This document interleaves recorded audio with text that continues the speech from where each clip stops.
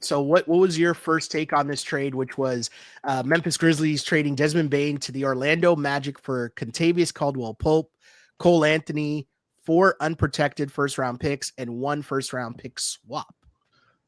When I first saw it, I was like, 4 unprotected firsts for Desmond Bane is a lot, especially when you're the Orlando Magic and don't have the best luck historically with where you pick in the draft. Okay. Sure, they have an amazing young nucleus as well, and with Paolo and Wagner and Suggs, and so Bane on paper is a perfect fit. Yeah. Somebody who's a really good 3-point shooter, provides them with scoring, and doesn't necessarily need the ball in his hands all the time, which really helps with Suggs and Wagner and Paolo.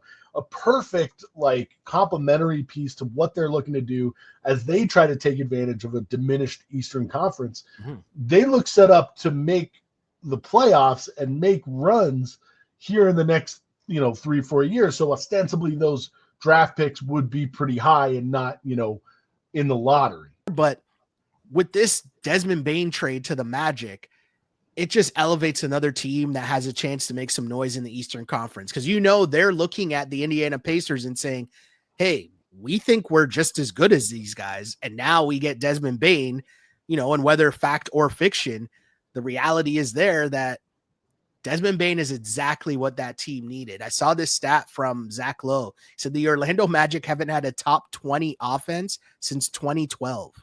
That's crazy. Top 20. There's 30 teams in the NBA. How can you have an offense that bad for 13 years? That's insane, right? Yeah. So Desmond Bane's exactly what they need. They didn't have 3-point shooting. He's another playmaker. He can handle the rock. He can spread the floor for Paolo. I think he's also a more reliable second scorer than Franz. To me, if you think that you're good, first round picks don't mean anything. So am I going to be held up in a deal because you want 4 instead of 3, or you want a pick swap on top of that? I don't. It's a currency. That's a currency. Yeah. The big one is the pick swap is pretty crazy. It's like the better pick of Phoenix and a couple of other crappy teams. Okay. So Memphis, the big draw was this pick swap, I guess, because of how it works out. But what is Memphis going to do? Because I hear Jaren Jackson is on the bench. Ja Morant's name has been kicked around a couple of times as well. But one of those gambling sites have the Raptors as the top team for Ja Morant's next squad. Listen, what do you always say about gambling sites? What do you always say about these odds?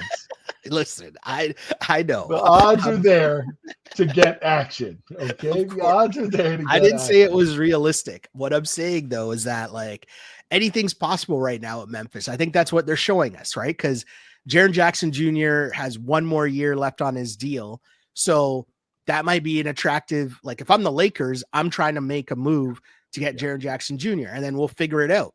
But at least I get the 1 year go of having him with Luka and LeBron, and let's see what we can do, and we'll figure it out after the fact.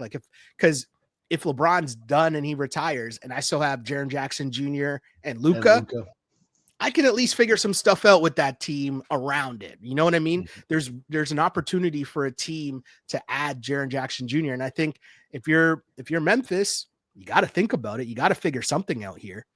Mm-hmm. Now, Ja Morant, that might be a more difficult move because he kind of is like a fan favorite out there. Yeah. If they're trading him, you got to be getting something back to almost replace that person on all the signage around the building. You can't just would they give him up to just get Emmanuel Quickly? Do you know what I mean? Quickly on the billboards or what? Right, Emmanuel Quickly, Grady Dick. Who else the Raps got to give up here? What do they need the money? You can't be giving up on my boy Grady Dick like that.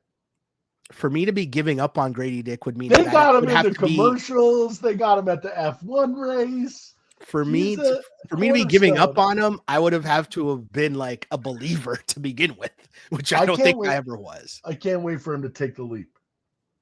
I would like him to play a full season. Can we start there? Is that okay?